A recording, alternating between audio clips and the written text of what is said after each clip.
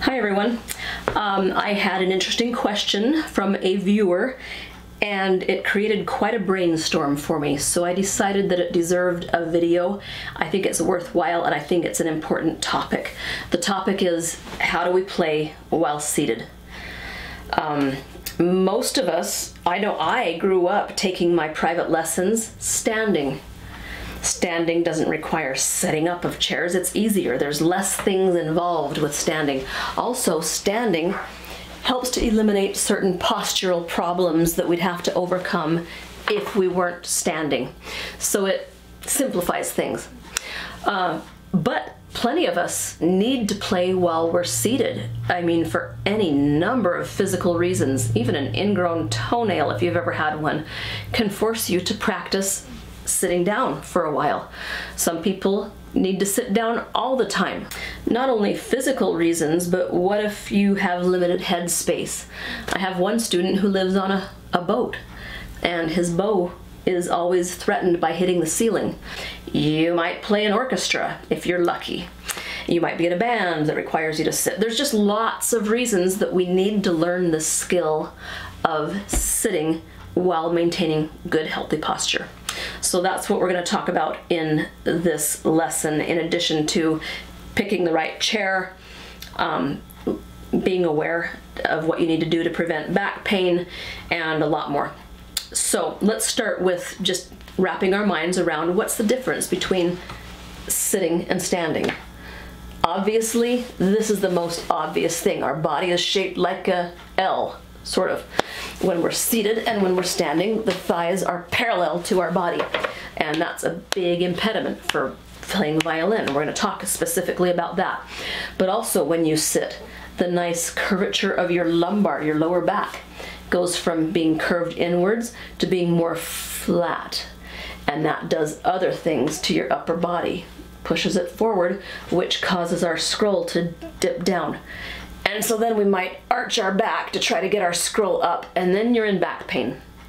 So what else happens when we sit? Oh, our abs are shortened. They're crunched in a little bit, as opposed to when we stand, they're stretched.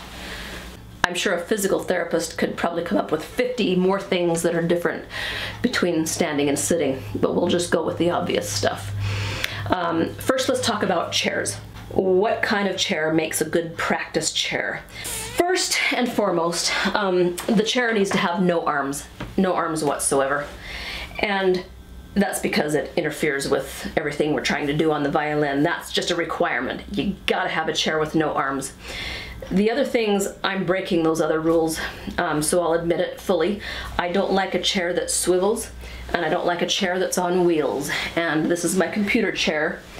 And this is the same room that I practice in, so this is the chair I end up practicing in. I would highly recommend that you get a chair with no wheels, no swivel, and no arms until you master the art of good posture while seated, and then you can do whatever you want. The reason I don't want you on a swivel or on wheels is because you could inadvertently tense up your back or your abs or muscles that you don't want to be tensing in order to stabilize a chair that's moving. So it can introduce tension unnecessarily by its very instability. So that's the reason that I say that, and that's why I break my own rule and I play in this chair, because I'm very well aware of when I'm relaxed or when I have good posture or not. Okay, so the last thing about choosing a good chair is so important for short people, and that is choose a chair that you can sit fully in and still be flat-footed. Let me show you. Of course, you already know what I'm saying. I don't need to show you, but like so. And that is, this chair is on its lowest setting. That's really hard for me to achieve at 5 feet 2 inches. But that gives you really nice posture, and it gives you the ability to sit fully back with the support of the chair. One thing I want to mention is the wonderful bar stool. Bar stools are kind of like having your cake and eating it too, because a bar stool can get you off your feet, but it keeps your spine indistinguishable from what it is when you're standing. Your abs are still lengthened, your lumbar is still curled, everything's erect, your leg is dangling just enough so that your bow is not going to be in the way. Let me get just a little bit lower. So bar stools are wonderful, and I perform on bar stools when I'm in a casual setting. That's not always possible in orchestra, but you know, whenever possible, I love a nice bar stool. And then finally, let's talk about the old cushion for your tush. It can get really taxing to sit still and practice for long periods of time, and so don't underestimate the power of a nice a nice cushion for your rear end. And interestingly enough, when I sometimes put a cushion under my rear, if I'm having back pain, I don't know why, someone out there knows why, it's probably a simple reason, my back pain goes away. So maybe just that extra cushion, or I just feel like it just aligns things better. But be sure to explore what a cushion will do for you when you're playing while seated. Okay, now I want to talk about the 3 main issues of playing while seated. Let me just list them first and then we'll discuss them.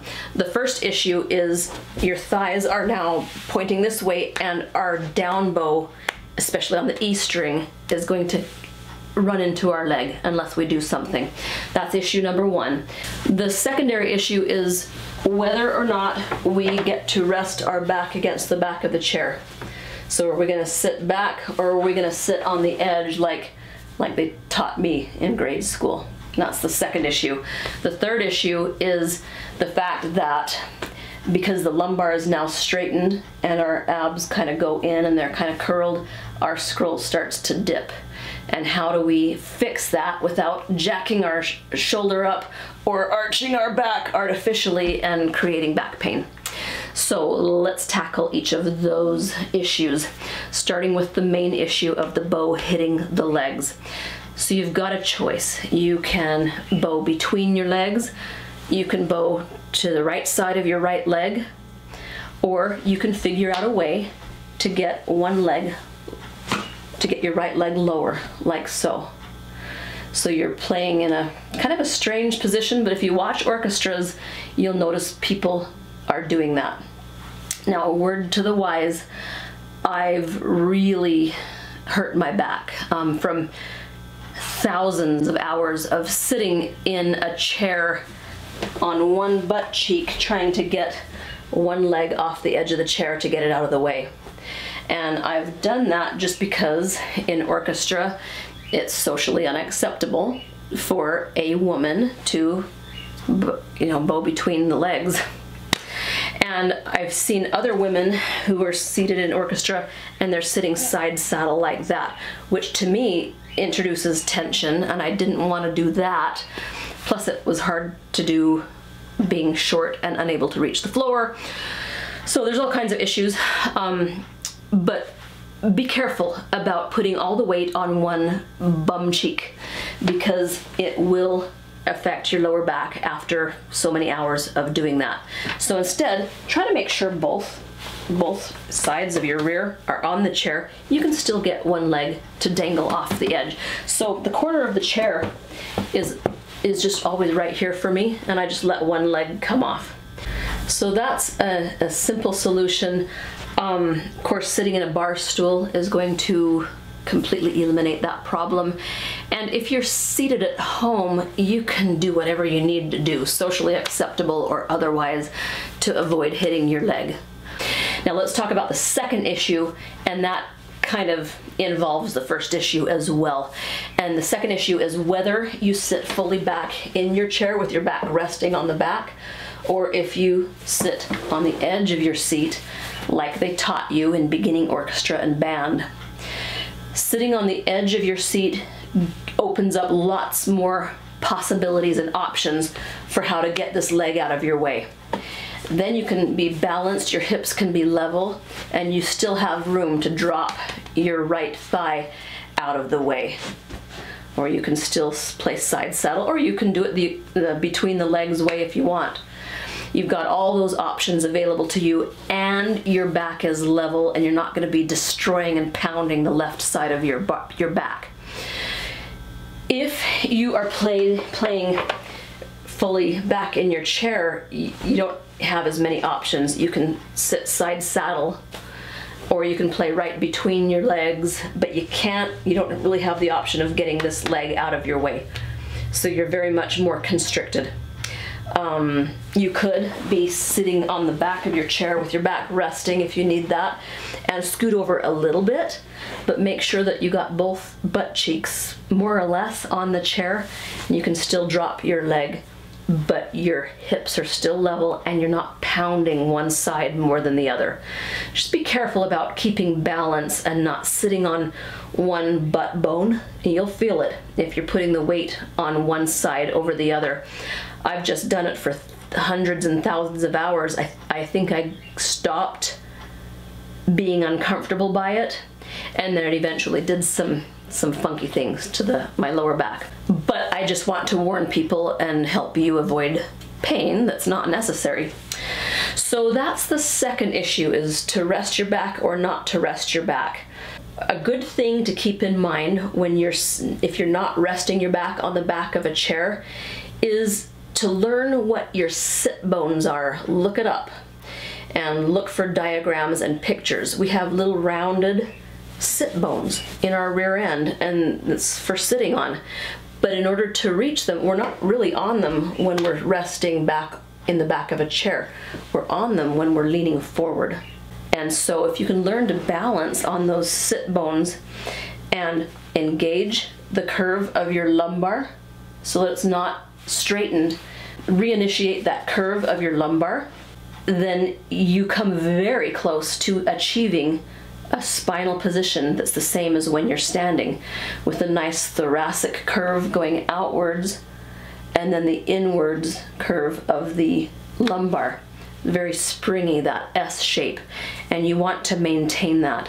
So if you're going to sit on the edge of your chair, that's wonderful. Just master the art of finding those sit bones. Make sure you're on both of them equally, and then engage the nice natural curve of the lumbar, and you just feel weightless and you feel very relaxed also. And when you learn to do that, your scroll will be the exact same as it is when you're seated or standing, as opposed to if your lumbar is allowed to sink, the scroll is going to go down. Oh, and I just completely ruined the third issue, which is the posture curling down when we sit. I was going to discuss that, and I already did. So to prevent that posture from curling down and the scroll from dipping, and hence your bow slipping off of its sounding point, we want to get that lumbar curved, keep the natural S shape of your spine. Look it up. It's really fascinating to see how our spine is constructed. Anyway, and learn to rock forward on your sit bones a little bit. Whatever you do, be aware of not flexing your mid-back muscles to try to raise your scroll, and try not to lift your shoulders to raise the scroll as well. If you just roll the pelvis forward onto the sit bones and you initiate that nice lumbar curve, your scroll will be right where it is when you place standing. Well, you've been very patient throughout kind of a rambling video, and I thank you for your patience. I hope that this video was worth the time you spent on it. And if you have any questions, be sure to post them below. If you have any ideas, post them below as well. I love hearing other people's ideas. And that's it for today. I'll see you next time.